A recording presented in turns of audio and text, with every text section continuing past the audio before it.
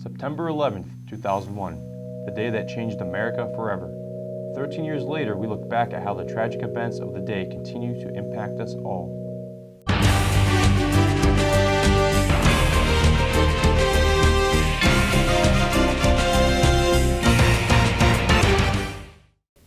Good morning, I'm Khalil Abushanab. And I'm Brina Blackmore. Thank you for joining us for this special edition of Centerville News Network.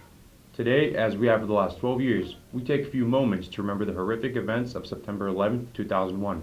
We remember the people, the places, and the ideals those acts of terrorism have changed. Our coverage begins with a timeline of how the events of that day unfold. To bring us that portion of the story, here are teachers Tracy Hill-Brown, Matt Summerlot, Matthew Turton, and Arch Rogers. September 11th, 2001, at 8:46 a.m., Al-Qaeda terrorists aboard American Airlines Flight 11 crashed the plane into the North Tower of the World Trade Center, killing everyone on board and many others working in the building. I remember September 11th, the morning of. I was here in the East Unit office, faculty assisting for Ms. Papanak and Ms. Landis, and a parent came in and mentioned that a plane had hit one of the World Trade Center towers. And at that point, we didn't really know what was going on. It was just kind of random news. We didn't know what it was. So we actually, my friend and I who were working in the office, went to the Commons and we watched the news for a little bit. And we actually saw the second plane hit. And at that point, we knew that it was something really serious. This horrific event would be the beginning of the worst acts of terrorism ever carried out against the United States.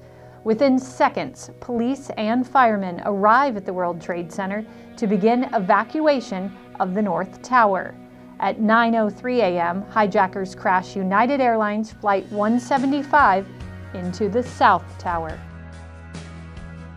At the time, I was teaching science at Watts Middle School, and I got an email.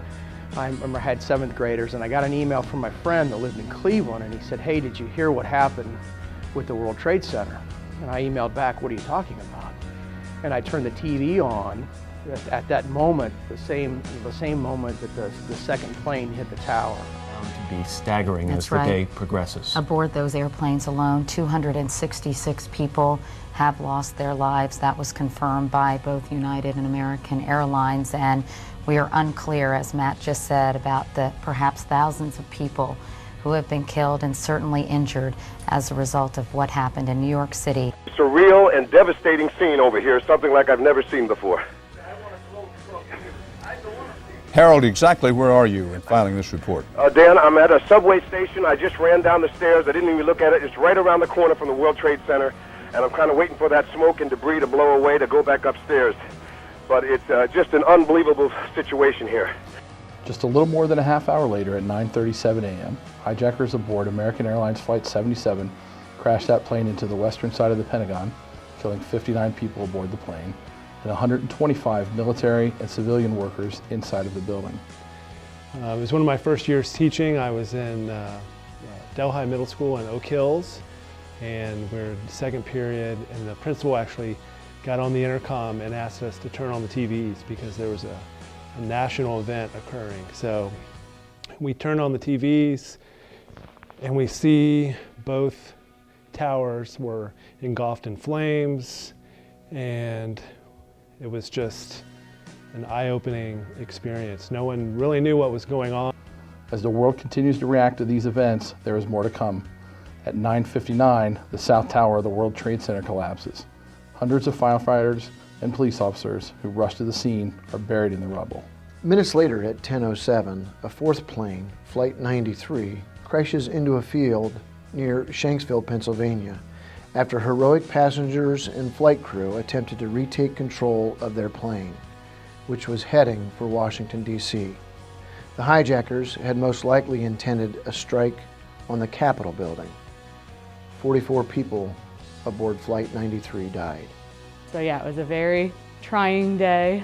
I remember a lot of we had cell phones, but it wasn't as prevalent as it was today, and so like it was hard to make phone calls, like lines were busy, like even here, like not just in New York City, but even here it was a little hard to get through, so it was hard to communicate, and a lot of people were worried, and my roommate that was worried wanted to go home, and I convinced her like, just stay here, like it's fine.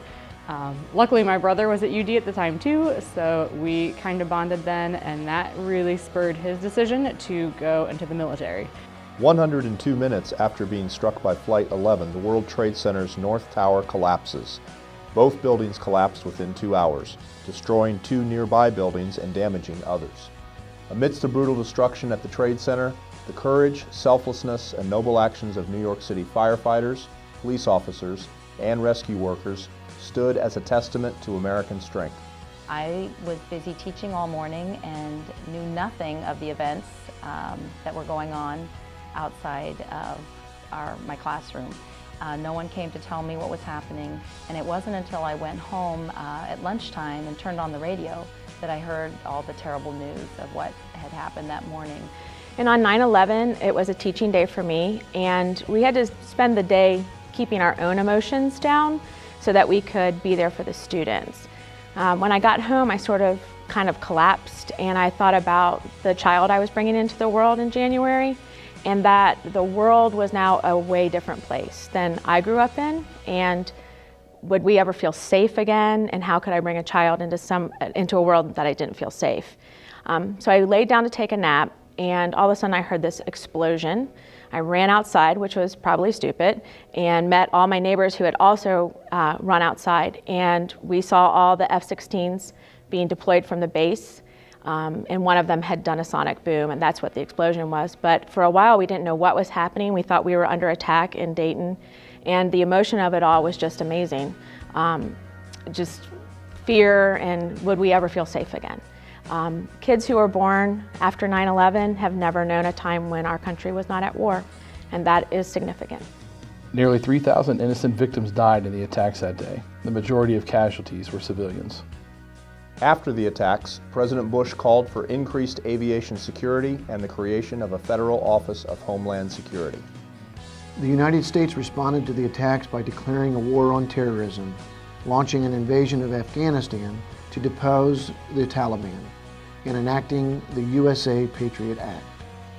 Memorials have been established at all of the sites of the plane crashes to honor those who lost their lives in these attacks. That night, President Bush took to the airways to address the nation. His memorable speech is still read and studied all these years later. Here's the President's 9/11 speech with the help of staff and students. Today, our fellow citizens, our way of life, our very freedom came under attack in a series of deliberate and deadly terrorist acts. The victims were on airplanes or in their offices. Secretaries, businessmen, and women. Military and federal workers. Moms and dads, friends and neighbors. Thousands of lives were suddenly ended by evil, despicable acts of terror. The pictures of airplanes flying into buildings, fires burning. Huge structures collapsing have filled us with disbelief. Terrible sadness and quiet, unyielding anger. These acts of mass murder were intended to frighten our nation into chaos and retreat. But they have failed. Our country is strong. A great people has been moved to defend a great nation. Terrorist attacks can shake the foundations of our biggest buildings, but they cannot touch the foundation of America. These acts shatter steel, but they cannot dent the steel of American resolve. America was targeted for attack because we are the brightest beacon for freedom and opportunity in the world. And no one will keep that light from shining. Today, our nation saw evil, the worst of human nature. And we responded with the best of America. With the daring of our rescue workers. With the caring for strangers and neighbors who came to give blood and help in any way they could. Tonight, I ask for your prayers for all those who grieve. For the children whose world has been shattered. For all whose sense of safety and security has been threatened.